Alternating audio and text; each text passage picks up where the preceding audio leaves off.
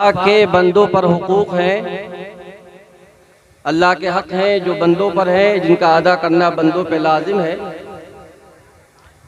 इसी तरीके से अल्लाह ने कुछ हक रखे हैं बंदों के ऊपर कि जिन हुकूक को अदा करना, ये हुकूक जो है वो वाजिब के मद्दे मुकाबिल है। वो हुकूक अगर बंदों पे जो अल्लाह ने रखे हैं, उन हुकूक को बंदों पर अदा करना वाजिब है। हजरात, अब इन्हीं में से जिस तरीके से माँ बाप के औलाद पर हुकूक है, भाई के भाई पर हुकूक है, मियाँ के बीवी पर हुकूक है और बीवी के मियाँ पर हुकूक है, इसी तरीके से जिस तरीके से माँ बाप के वालिदैन के औलाद के ऊपर हक अल्लाह ने रखे हैं, इसी तरीके से औलाद के कुछ हक हैं जो वालिदैन पे लाजिम व वाजिब है, जिनका अदा करना वालिदैन पर लाजिम व ज़रूरी है। मुख्तसर से बात अर्ज करूं, उसके बाद अपनी बात हदीस की रोशनी में। औलाद के क्या हक हैं वालिदैन पे? तो अल्लाह के रसूल सल्लल्लाहु अलैहि वसल्लम हदीस पाक में इरशाद फरमाते, हदीस रसूल है, मेरे आका इरशाद फरमाते, हक़्क़ुल वलदी अलल वालिदी सलासतु अशिया, यानी औलाद के वालिदैन के ऊपर तीन हक हैं। तीन बरादरान मिल्लत इस्लामिया, औलाद के वालिदैन पर तीन हक। अब उसमें से पहला हक ये है, अगर किसी मुसलमान के यहाँ अगर कोई बच्चा पैदा हो, चाहे बेटी पैदा हो चाहे बेटा पैदा हो, जब किसी मुसलमान के यहाँ कोई बच्चा पैदा होता है तो मेरे आका इरशाद फरमाते हैं, उस आने वाली औलाद, उस आने वाले बेटे, उस आने वाली बेटी का उसके बाप के ऊपर ये पहला हक है, अन युहसिना इस्महु इज़ा वुलिदा, कि जब दुनिया के अंदर उसकी औलाद दुनिया के अंदर आ जाए तो उस आने वाली औलाद का उसके बाप के ऊपर ये पहला हक है कि उसका अच्छा नाम रखे। क्या करे? समझ में आ रही बात आपके? क्या है पहला हक? आपके मतलब की बात है। जो बच्चे हैं तवज्जो से सुने कि उनका उनके बाप पर क्या हक है। पहला हक, जब दुनिया के अंदर औलाद आती है, पैदा होती है, तो उस औलाद का उसके माँ बाप के ऊपर सबसे पहला हक ये है कि उसके माँ बाप उस औलाद का अच्छा नाम रखें। ये पहला हक है। लेकिन बरादरान मिल्लत इस्लामिया, अब आप देखें, हम और आप को देखें, अपनी ज़िंदगियों को देखें, अपने मुआशरे को देखें, अपने घरों का मुआयना करें, अपने बुजुर्गों की हालत को देखें कि जब हमारे यहाँ कोई बच्चा पैदा होता है तो बरादरान मिल्लत इस्लामिया, हम नाम उसके जो है इस्लामी नाम नहीं रखते, अल्लाह वालों के नाम पे उनके नाम नहीं रखते, उलमाए किराम के नाम पर, सहाबाए किराम के नाम पर, अहले बैत इज़ाम के नाम पर हम उन बच्चों के नाम नहीं रखते। अगर हम नाम रखते हैं दुनियावी, आने वाले दुनिया के अंदर बच्चों के नाम, अगर हम और आप या हमारे वालिदैन अगर उनका नाम रखते हैं तो इस्लामी नाम नहीं रखते, किसी आलिम के नाम पे नहीं रखते, बल्कि फिल्मी एक्टरों के नाम पे नाम रखते। अब मुझे आप बताइए, किसी ने अपने बच्चे का नाम रख दिया सलमान खान, आमिर खान, बेटी है तो सानिया मिर्जा, कोई दूसरी तीसरी मिर्जा।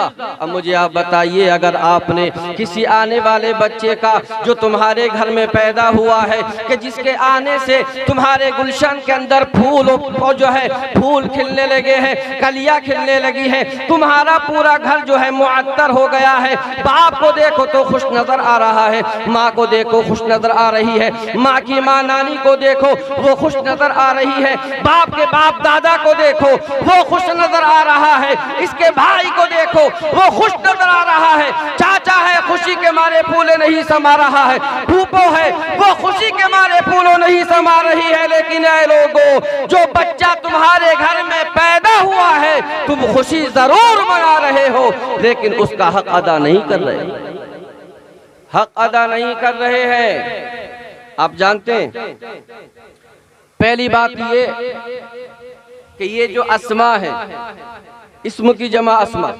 नाम जिनको हम कहते हैं, ऐसा नहीं है कि आप कुछ भी रख दीजिए, इसका कोई असर ही नहीं है।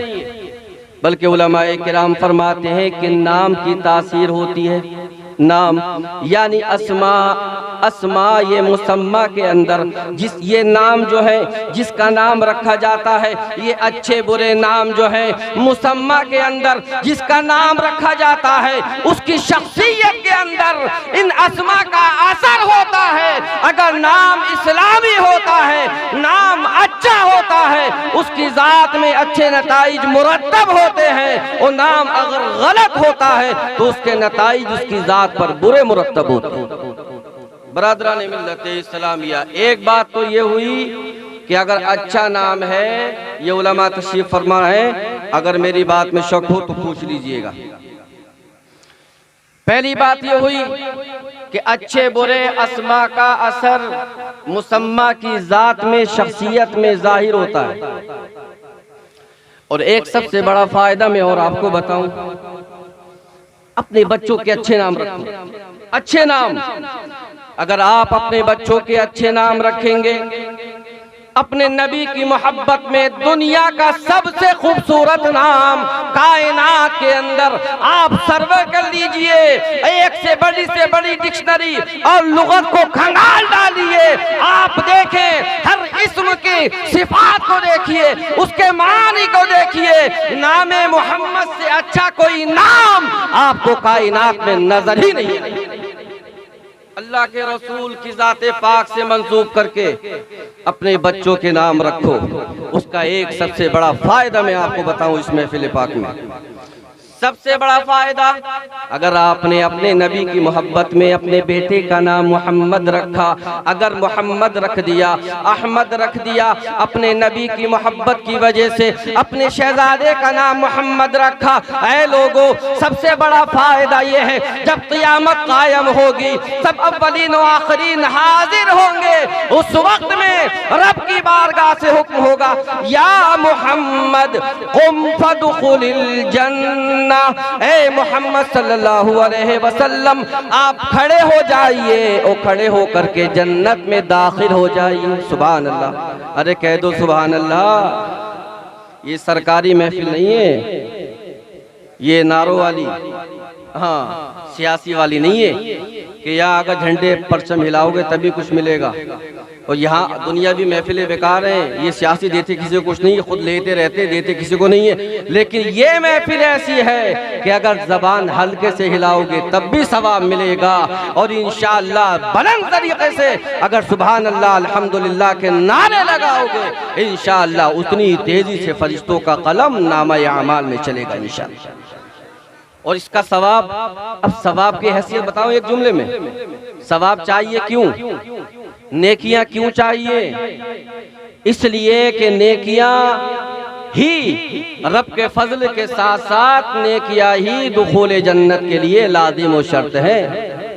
जिसके खाते में नामे आमाल में नेकियां होंगी वही इंसान जन्नत में दाखिल होगा, और जिसके खाते में नामे आमाल में नेकियां नहीं होंगी वही इंसान जन्नत में नहीं बल्कि जहन्नम में दाखिल कर दिया जाएगा। और जानते हैं आप सुभान अल्लाह, अल्हम्दुलिल्लाह, अल्लाहु अकबर के कलिमात और दुरूद पाक का पढ़ना अजीम सवाब का जो है मुतहम्मल है। लिहाजा आप हजरात कलिमात पढ़ते भी रहिए, सुभान अल्लाह अल्हम्दुलिल्लाह के जुमले कहते रहें ताकि सुनने का भी सवाब मिले और आपको पढ़ने का सवाब मिले। मैंने क्या अर्ज किया, निदा दी जाएगी क़यामत में, ए मोहम्मद खड़े हो जाइए और जन्नत में दाखिल हो जाइए, ये निदा होगी मेरे नबी के लिए। लेकिन दुनिया के अंदर जिन जिन लोगों के नाम मोहम्मद होंगे वो इस निदा को सुनने के बाद में ये समझेंगे कि हमसे भी कहा जा रहा है, लिहाजा नबी के साथ में वो तमाम लोग कि दुनिया में जिनका नाम मोहम्मद था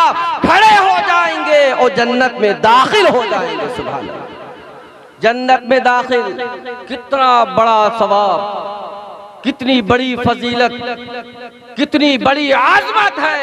अगर अपने नबी के नाम पर अपने बच्चों के नाम रखोगे तो वो जन्नत कि जिसको पाने के लिए जो है आबिदीन इबादत करते हैं, मुज्तहिदीन इज्तिहाद करते हैं और जिहाद करते हैं, ये उलमा जिनके लिए शब रोज मेहनतें करते हैं, अगर अल्लाह का फजल खास शामिल हाल रहा, ईमान पर खात्मा हुआ और अगर इस हदीस के मिस्दाक बन गए तो फोकट में जन्नत मिल जाएगी इंशाअल्लाह।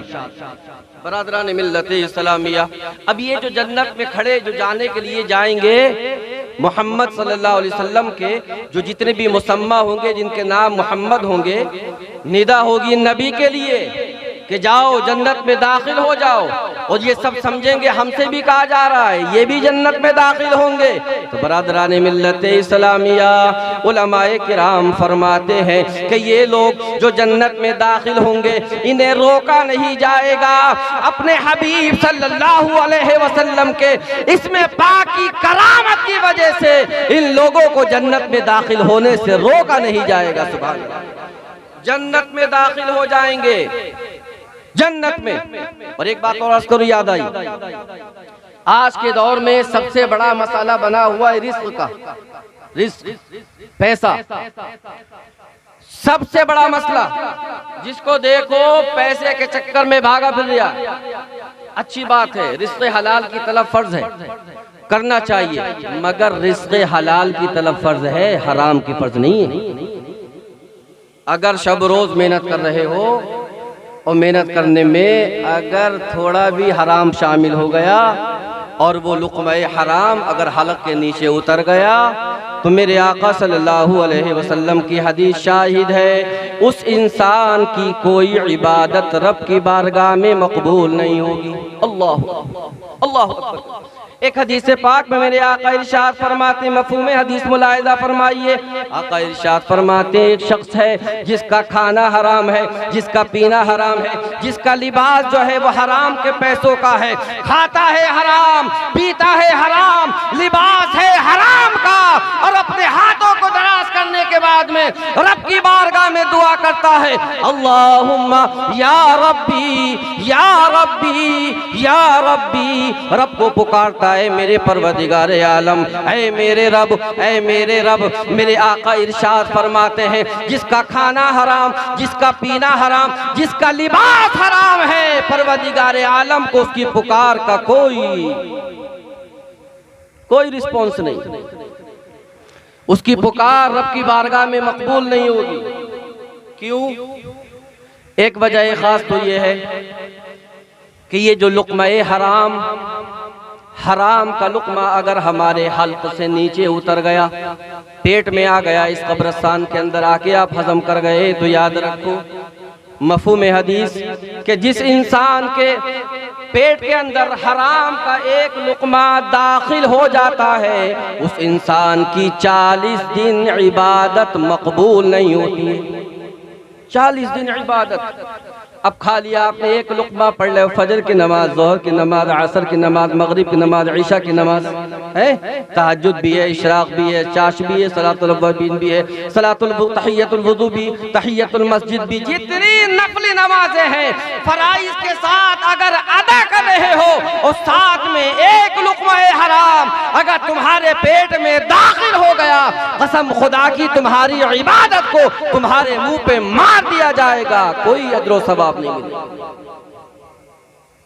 इतनी बड़ी बात है ये लुक़्मा-ए हराम और हलाल, इतना बड़ा मकाम है इसका। और अगर आपने खाया लुक़्मा-ए हलाल, कमाया, बच्चों को खिलाया, राह खुदा में खर्च किया, महाफिल पे उठाया, उलमा को नजराने पेश किए, मसाजिद में लगाया, मदारिस में लगाया, अगर लुक़्मा-ए हलाल पाकीज़ा माल अगर आपने हलाल तरीके से कमाया तो मेरे भाइयों याद रखना, अगर तुम इस पाक लुक़्मे को कमाने के लिए अपने घर से जाओगे कमाने के लिए, तो तुम्हारा घर से निकलना इबादत है, तुम्हारा काम करना इबादत है, तुम्हारा कमाना इबादत है। तुम आप 10 घंटे अगर ड्यूटी करते हो तो याद रखो ये तुम्हारा टाइम इबादत में लिखा जाएगा। और जो लुक़्मा-ए हलाल कमाने के बाद घर में लेके आओगे, अगर बच्चों को खिलाओगे इबादत है, माँ बाप पे खर्च करोगे इबादत है, औलाद पे खर्च करोगे इबादत है, अगर बीवी बच्चों पे खर्च करोगे सब इबादत का सवाब दिया जाएगा। इतना बड़ा सवाब कहाँ रखोगे, इतना बड़ा सवाब, लेकिन ये मिलेगा जब ही कि जब लुक़्मा-ए हलाल होगा। लुक़्मा-ए हलाल।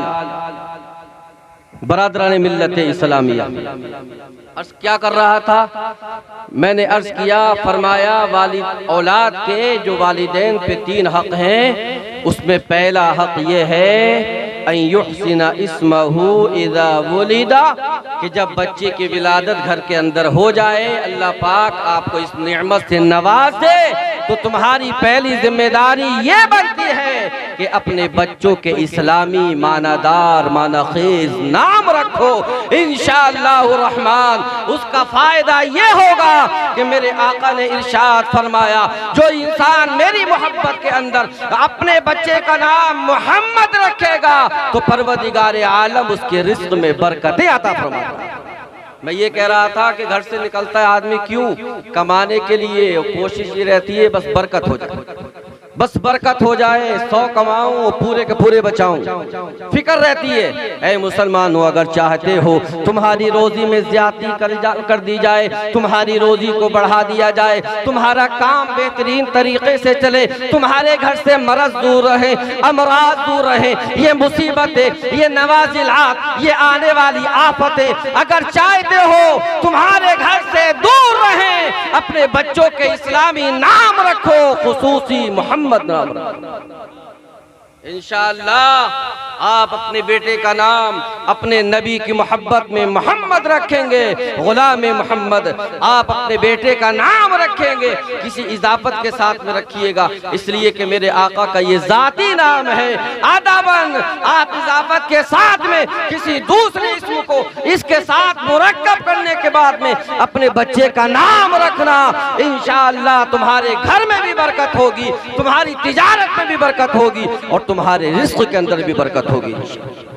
और दूसरी बात मेरे आका ने जो इरशाद फरमाई, दूसरी बात औलाद के जो वालिदैन पे 3 हक़ हैं, उसमें से दूसरा हक़ ये है अन युअल्लिमहु इज़ा अक़ला, कि जब तुम्हारे घर में बच्चा पैदा हो गया, नाम अच्छा रख दिया, अब वो इतना बड़ा हो गया कि वो समझने लगा, बोलने लगा, समझने लगा, बोलने लगा, बातचीत करता है, कुछ कुछ बोलता है, तो अब तुम्हारी जिम्मेदारी ये है, इस औलाद का दूसरा हक ये है कि आप अपने बच्चे को कुरान की तालीम दिलाओ। इसलिए कि अगर तुम अपने बच्चे को कुरान की तालीम दिलवाओगे तो याद रखो, जहां अपनी औलाद का हक अदा करोगे वही इंशाअल्लाह जब तक दुनिया में तुम्हारी औलाद अल्लाह को रहमान और रहीम पुकारती रहेगी, तुम चाहे दुनिया में रहो तब भी सवाब मिलेगा।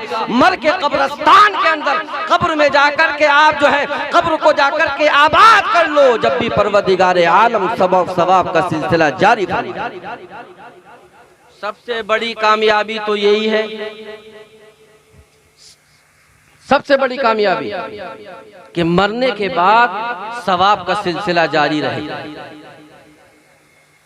सदक़े जारिया के तौर पे अगर बच्चे आपके कुरान की तिलावत करने वाले होंगे, तिलावत की बात आई तो थोड़ी सी फजीलत पे 1-2 बातें अर्ज करूं और अपनी बात को आगे बढ़ाऊं। देखिए हमारे दरमियान जो ये कुरान है, कुरान मैंने अर्ज किया था दुखूले जन्नत हर मोमिन की ख्वाहिश व तमन्ना और आखिरी तमन्ना है। चाहे नमाज एक टाइम की ना पढ़े, रोजा बिल्कुल ना रखें, साहिबे माल है, अड़ंग लगे हुए दौलत के, खजाने भरे हुए हैं, लेकिन आज तक हज को नहीं गया, हज अदा नहीं किया, कोई नेक काम करे या ना करे। लेकिन अगर पूछो मुसलमान से, ऐ मेरे भाई ये बता तू जन्नत में जाना चाहता है या दोज़ख में जाना चाहता है, तेरी क्या तमन्ना है? तू जन्नत को लाइक करता है, पसंद करता है, मोहब्बत करता है, या जहन्नम में जाने को पसंद करेगा? तो वो मेरा मुसलमान जो सुबह ईद की नमाज नमाज को जाता है, सिर्फ जुमे की नमाज को अदा करता है, सिर्फ नमाज जनाजा में शरीक होता है, नमाज जनाजा नहीं पढ़ता, बल्कि कब्रिस्तान के बाहर नजर आता है, आप उससे पूछो बता जन्नत चाहिए या जहन्नम चाहिए, तो कहेगा मियाँ जन्नत चाहिए, मैं जन्नत में जाना चाहता हूँ। ऐ लोगों याद रखो, जन्नत में हर इंसान नहीं जाएगा, बल्कि जन्नत में वही जाएगा। क्या फरमाया कुरान ने, जिसको खुतबे मसनूना के बाद में जिसकी तिलावत का शर्फ हासिल किया, क्या फरमाया रब ने, वबश्शिरिल्लज़ीना आमनू व अमिलुस्सालिहात अन्ना लहुम जन्नत। ए मेरे महबूबे पाक, आप बशारत और खुशखबरी दे दीजिए उन ईमान वालों को जो ईमान लेकर के आए और अच्छे अमल किए। हज़रात देखें आप, कुरान ने यहाँ बशारत दी है तो सिर्फ ईमान वालों को नहीं, उसके साथ एक कैद लगाई है, शर्त लगाई है कुरान ने, ईमान के साथ में अमल साले की कैद है, ईमान के साथ में।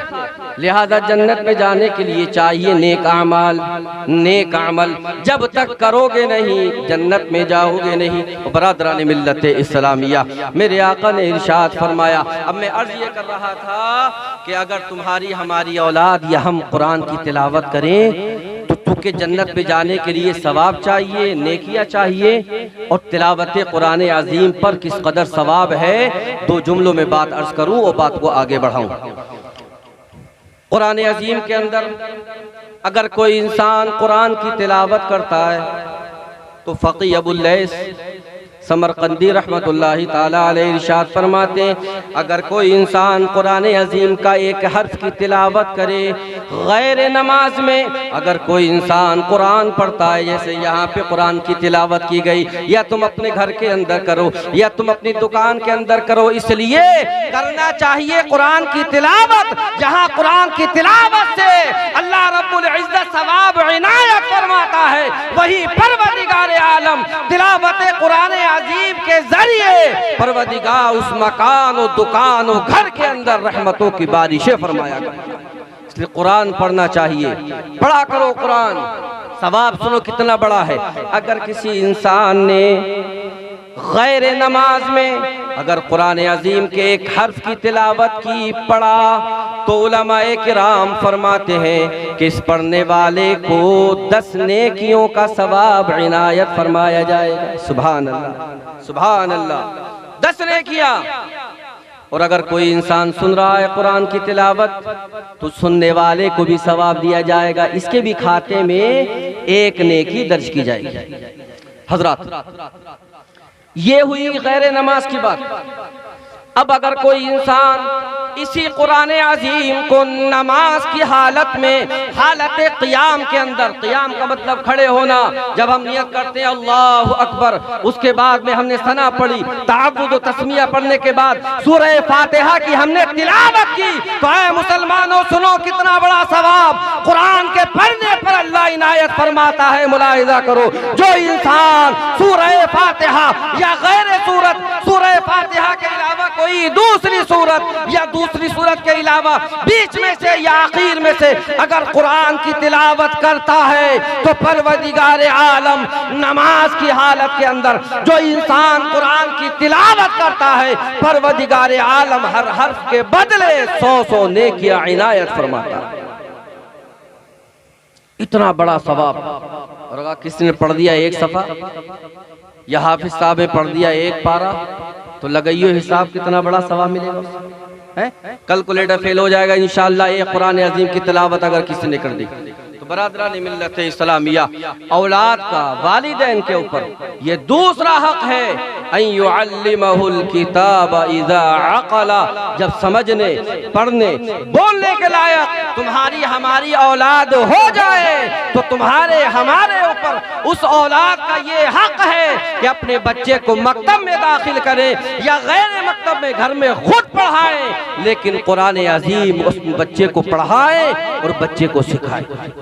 हजरात याद रखिए, अगर ये बच्चा ऐसे ही जाहिल रह गया, कुरान ना पढ़ सका, इल्म हाल हासिल ना किया, तो याद रखें कि हर हक जो होता है वो वाजिब का मुतबादिल होता है। अगर किसी ने हक अदा ना किया तो याद रखें हक अदा करना वाजिब। ये वालिदैन कल बरोज़े क़ियामत रब के कचहरी के अंदर उसकी बारगाह में हाजिर किए जाएंगे और हम और आप या हमारी औलाद रब की बारगाह में अर्ज़ करेगी, ऐ मौला ये मेरा वालिद है, ये मेरी वालिदा माजिदा है, ये वालिद गिरामी है, इन्होंने मुझे कुरान अज़ीम की तालीम दुनिया में दिलवाई नहीं थी तो मैं कुरान पढ़ता कहाँ। जब कुरान याद नहीं तो नमाज कैसे होगी? जब नमाज अदा नहीं होगी तो नमाज को अदा करना फर्ज है। और जो इंसान नमाज को अदा नहीं कर सकेगा तो तर्के नमाज की बुनियाद पर और हमेशा पूरी जिंदगी अगर नमाज को अदा ना कर सका तो याद रखो इसी अमल की बुनियाद पर उसको जहन्नम में दाखिल कर दिया। आप जानते नहीं है, कुरान अजीम ने बयान फरमाया जहन्नमियों की हालत को। पूछा जहन्नमियों से पूछा जाएगा मा सलककुम फी सकर, अरे भाई ये बताओ यहाँ कैसे पहुंच गए? ये जहन्नम तो बहुत बुरी जगह है, अजाब की जगह है। यहाँ सांप है, बिच्छू है, यहाँ आग है, शदीद सख्त से सख्तर अजाब का मकान और ठिकाना मावाओ मलजा है ये। तुम यहाँ कैसे पहुंच गए? कौन सा ऐसा अमल दुनिया में करते थे कि जिसकी बुनियाद पर अल्लाह पाक ने तुम्हें जहन्नम में दाखिल कर दिया है? तो क्या कहेंगे? जवाब में कहेंगे कालू, तो कहेंगे लम नकु मिनल मुसल्लीन। यार बात तो इतनी सी है कि हम दुनिया में रहते थे, हम उठते थे, खाते पीते थे, हम तिजारत करते थे। ये तर्जुमा नहीं है, मुलाजा फरमाइए, तभी अर्ज कर रहा हूँ। हम उठते थे, चलते फिरते, खाते पीते थे, हम सारे काम करते थे। लम नकु मिनल मुसल्लीन, लेकिन नमाज अदा नहीं करते थे। सारे काम, सब काम हो रहे और हद तो ये है कि जायज तो जायज, नाजायज काम भी कर रहा मुसलमान आज के दौर में। बल्कि यूं कहूं तो गलत नहीं होगा, जायज तो बहुत कम है, नाजायज मुकम्मल कर रहा। और हद ये है कि हमारे और तुम्हारे घर घर की कहानी है ये। हम और आप जानते सब कुछ है और इसी इल्म और मालूमात की बुनियाद पे क़यामत में सवाल भी होगा, जानते भी ये जवाब देना पड़ेगा। मगर उसके बावजूद हम जानने के बावजूद जितने काम करते हैं 90% उसमें से नाजायज व हराम काम करते हैं और 10% ऐसे होते हैं जो कि जायज व हलाल काम करते हैं। बरादरान मिल्लत इस्लामी अर्ज़ ये कर रहा था कि तुम्हारी हमारी जिम्मेदारी ये है अपनी औलाद को कुरान अज़ीम की तालीम दिलवाएं। उसके दो फायदे होंगे, एक तो दुनिया में रहने के बाद में जब उसको कुरान पढ़ना आएगा, जब कुरान का कारी होगा, तजवीद के साथ में कुरान पढ़ना जानता होगा, जब रब की बारगाह में हालत क़ियाम में नमाज की हालत में तुम्हारी और हमारी औलाद नमाज को अदा करेगी, अल्लाह पाक हर हर हर्फ के बदले 100 नेकियां इनायत फरमाएगा। और चूंकि नमाज आमाले सालिहा में दाखिल है और अमले सालिह जो इंसान करता है ये आमाले सालिहा जन्नत में दाखिल होने के ज़ामिन है। जब हमारी औलाद कुरान को पढ़ेगी इंशाअल्लाह जन्नत में दाखिल होगी और जब तक दुनिया में रहेगी तिलावत करती रहेगी उसको भी सवाब मिलेगा, हमें भी सवाब मिलता रहेगा। बरादरान मिल्लत इस्लामिया। और तीसरी बात मुलाहिज़ा फरमाए, जब खत्म कराना हो बुला लेना है, हाँ बुला लो।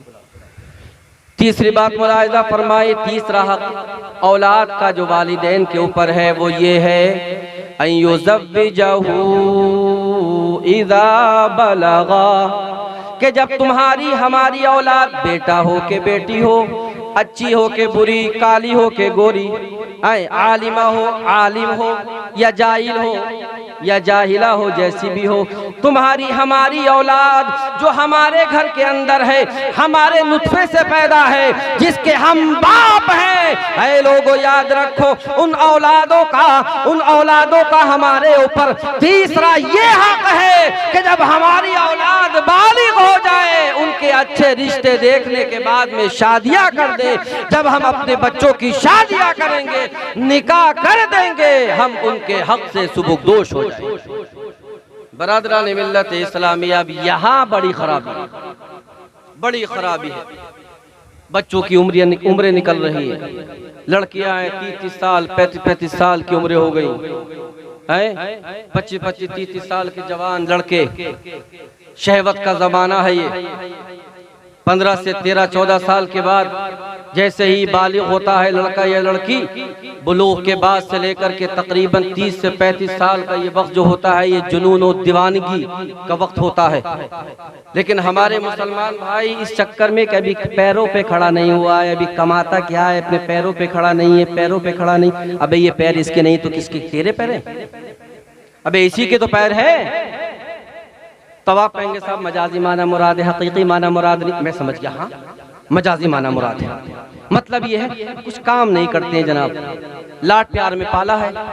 सुबह को उठते हैं, अजान होती है, मस्जिद के मुअज्जिन साहब जिनकी तनख्वाह 5000 रुपए, उठते हैं अल्लाहु अकबर, इब्तिदा से लेके इंतहा अजान खत्म, सलात हो गई, सलात भी खत्म, अजी मियाँ नमाज खत्म, सूरज निकल गया, निकल के आ गया, आग बरसा रिया। लेकिन नवाब साहब है कि सोने से फुर्सत नहीं, सो रहे हैं आराम से, उठते ही नहीं। अब मुझे बताइए इनका रिस्क में बरकत कहाँ से और रिस्क मिले कहाँ से? इसलिए कि उलमा फरमाते हैं, आप इनसे पूछो तो ये बताएंगे कि फज्र की नमाज के बाद में रिस्क को तकसीम किया जाता है। जिस वक्त में अल्लाह के फरिश्ते रिस्क लेकर के तेरे हिस्से का तेरे घर पे आते हैं, तेरे घर पहुँचते हैं, उस वक्त में तू उनको मस्जिद में नहीं मिलता, मुसल्ले पे नहीं मिलता, बल्कि नापाकी की हालत में अपने बिस्तर पे सोता हुआ मिलता है, जिसके नतीजे में वो तेरा रिस्क तेरे मुंह पे मारते हैं और फौरन रब की बारगाह में हाजिर। अब मुझे बताओ बरकत कहाँ से होगी? कहाँ से बरकत होगी? तो ये कैसे खड़ा होगा भाई अपने पैरों पे? जब ये सोते ही रहेंगे नवाब साहब, तो ये पैरों पे खड़े कैसे होंगे? याद है मुसलमानों, ये एतिकाद की कमजोरी है। यकीन जानिए, अल-हक़्क़ु मुर्रुन के साथ अर्ज करूं, ये हमारा ज़ुअफ़ ईमान है। हमारे ईमान के अंदर नकाहत है, ज़ुअफ़ है, कमी है। इसलिए याद रखिए कि जहां शादी करने में अखराजात होते हैं, अखराजात मानता हूं चाहिए, लेकिन आप ये भी तो यकीन रखो कि अल्लाह रब्बुल इज़्ज़त ने जब आपको दुनिया में भेजा था, आप अपनी माँ के पेट के अंदर थे, अभी नुत्फे की शक्ल में थे, मुदगा की शक्ल में थे, पिस्ता खून की शक्ल में थे, अभी आप दुनिया में आए नहीं थे कि अल्लाह पाक ने तेरी माँ के सीने के अंदर तेरे हिस्से का रिस्क नाजिल फरमा दिया। अबे जिस वक्त तो तू कमा भी नहीं सकता, मैं कमा नहीं सकता, अब तो अल्लाह का फजल है। अगर मदरसे में पढ़ाने जाओ, एक मदरसे वाला मना करे, हजरत माफ कीजिए, जो है लॉकडाउन चल रहा है, चंदे का जुगाड़ नहीं है कहीं और, तो अल्लाह ने पैर दिए कहीं और जाएंगे। एक जगह इमामत कर रहे हैं हजरत, माफी चाहते हैं, चंदा हो नहीं पा रहा, बस्ती दे नहीं पा रही, गरीब लोगों के लिहाज कहीं और, बिल्कुल दूसरी जगह जाएंगे इंशाअल्लाह। अर्दुल्लाहि वासिआ, मेरे रब की ये जमीन बहुत कुशादा है, तुम अपने हिस्से का रिज़्क़ तलाश करने निकलो, अल्लाह रब्बुल इज़्ज़त रिज़्क़ अता फरमाता। बरादरानी मिल्लत इस्लामिया ज़ौफ़ ईमान है। और हम अपने बच्चों की शादियां यूं नहीं करते कि साहब कमाते क्या रे मेरे भाई, ईमान की यकीन की रोशनी में तू अपने बच्चे का निकाह इसलिए कर दे कि तो अगर तू निकाह नहीं करेगा, कहीं ऐसा ना हो ये तेरी जवान बेटी या बेटा कहीं ऐसा ना हो ये जिना में मुब्तला हो जाए, ये गुनाह में मुब्तला हो जाए। याद रखना, अगर ये तेरी बेटी या तेरा बेटा अगर जिना कर बैठा, इसके कदम में लग़ज़िश पैदा हो गई, तो याद रखना जहां ये रज्म का, जहां ये सजा का सजावार होगा, वही तुझे भी जहन्नम के अंदर दाखिल किया जाएगा और तुझे सजा दी जाएगी इस बात की कि तूने अपनी औलाद का टाइम पे निकाह क्यों नहीं। बरादरान मिल्लत इस्लामिया, और एक नया शोशा और है, वो भी अर्ज करूं, जब तक हजरत नहीं आ रहे हैं, चंद बातें बड़े काम की बातें हैं, याद रखिए आप हजरत, इंशाअल्लाह काम देंगे अगर जहन में रखेंगे तो। एक बात और कि लोग ये कहते हैं भैया बच्चे एक से ज्यादा मत करो, इसलिए कि अगर आप बच्चे एक से ज़्यादा दो करेंगे तो पढ़ाएंगे कहाँ से, खिलाएंगे कहाँ से, घर कहाँ से देंगे, लिबास कैसे देंगे। तुम तो गरीब आदमी हो। अब पता नहीं आप खुद को, मेरी तो समझ में बात ये नहीं आती कि जो लोग फैमिली प्लानिंग करते हैं, ये समझ में नहीं आता वो खुद को अब्द समझते हैं या खुद को माबूद समझते हैं। आप कहेंगे आप ये ऐसी बात क्यों कह रहे हैं हजरत? तो मैं अर्ज ये करूंगा इसलिए कि कुरान अजीम में तो मेरे रब ने इरशाद फरमाया, ला तक़्तुलू औलादकुम खशियता इमलाक, मुफलिसी की वजह से, इस खाने पीने के चक्कर में कि कहाँ से खिलाऊंगा, कहाँ से पिलाऊंगा, मैं तो नादार और गरीब और फकीर हूँ, इसकी बुनियाद पर ये मत सोच लेना कि अगर दुनिया में औलाद आ गई तो खिलाऊंगा कहाँ से। इसलिए माँ के पेट के अंदर ही इस आने वाले बच्चे के गले को दबा दिया जाए और जो है माँ के रहम को साफ करने के बाद में इस बच्चे का कत्ल कर दिया जाए। कहीं ऐसा ना हो कि ये दुनिया के अंदर आ जाए तो ये मेरी औलाद कल मुफलिसी के ताने सुनती नजर आए, मांगती नजर आए, इसलिए इसको यहीं पे खत्म कर दो। ना ही जो है बरादरान मिल्लत इस्लामिया आप ये सोचते हैं कि नारे रिसालत, नारे हैदरी, मसलके आला हजरत, फैज़ाने आला हजरत हुज़ूर सैयद मुकीमुर रहमान साहिब किबला, मद्दाह रसूल अनाम मौलाना नूरुद्दीन मंजर साहिब किबला, हुज़ूर सैयद मुकीमुर रहमान साहिब किबला, उलमाए अहले सुन्नत, नारे तकबीर, नारे रिसालत।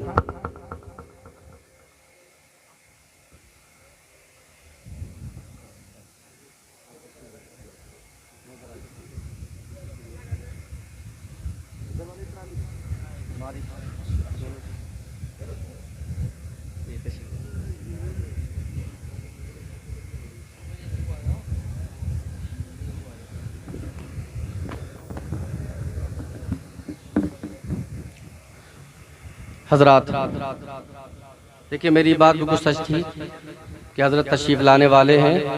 अल्हम्दुलिल्लाह मेरी बात सच्ची हुई, हजरत तशरीफ़ ला चुके हैं। मैं आपकी ज़ात और शख्सियत के ताल्लुक़ से क्या कहूँ, इनकी तारीफ़ करना सूरज को चराग दिखाने के मानिंद है। आप ही की बस्ती नहीं बल्कि हिंदुस्तान और बैरून हिंदुस्तान में भी हजरत की शख्सियत मुसल्लम है और जैसे आप मोहब्बत करते हैं, आप हजरात से कहीं ज़्यादा पूरे हिंदुस्तान के लोग आपसे मोहब्बत करते हैं। बड़ी पुरमग़ज़ और जामे तक़रीर हज़रत फरमाते हैं, नसीहाना खिताब होता है हज़रत का और साथ में कुछ मुदहिका ख़ेज़ बातें भी रहती हैं ताकि आपका मनोरंजन होता रहे। लिहाजा मैं अब ज़्यादा देर आपके और हज़रत के दरमियान हाइल ना रहूँगा, सिर्फ अपनी बात को पूरी करूँ और ये माइक मैं हज़रत की बारगाह में पेश करूँ। पढ़ें दुरूद पाक, अल्लाहुम्मा सल्ली अला सय्यिदिना व मौलाना मुहम्मदिन व बारिक वसल्लिम सल्लु अलैहि सलातन व सलामन अलैका सय्यिदी सनदी या रसूल अल्लाह सल्लल्लाहु तआला अलैहि वसल्लम। अर्ज़ ये कर रहा था कि इस चक्कर में बच्चों की शादियाँ लेट ना करो कि यार ये अभी पैर पे खड़ा नहीं है, कमाता नहीं है, धमाता नहीं है, तो लिहाजा शादी कहाँ से करें।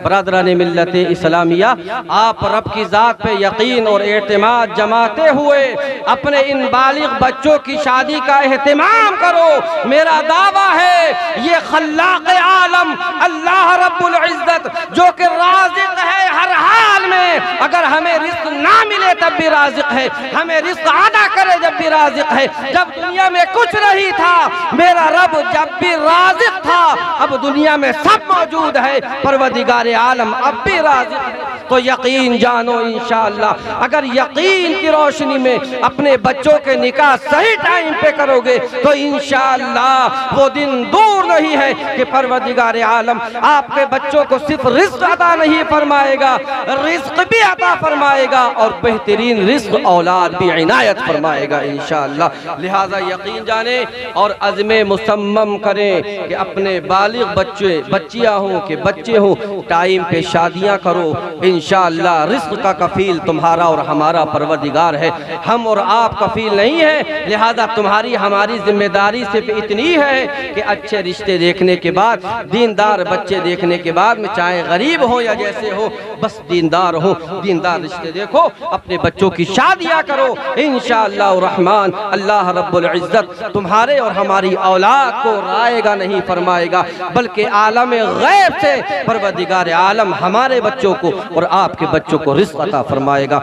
रब तबारक व तआला कुरान अज़ीम में इरशाद फरमाता है, वबश्शिरिल्लज़ीना आमनू व अमिलुस्सालिहाति अन्न लहुम जन्नातिन तजरी मिन तहतिहल अनहार कुल्लमा रुज़िक़ू मिनहा मिन समरतिर रिज़्क़ा क़ालू हाज़ाल्लज़ी रुज़िक़ना मिन क़ब्ल व उतू बिही मुतशाबिहा व लहुम फ़ीहा अज़वाजुम मुत्तहरतुन व हुम फ़ीहा खालिदून।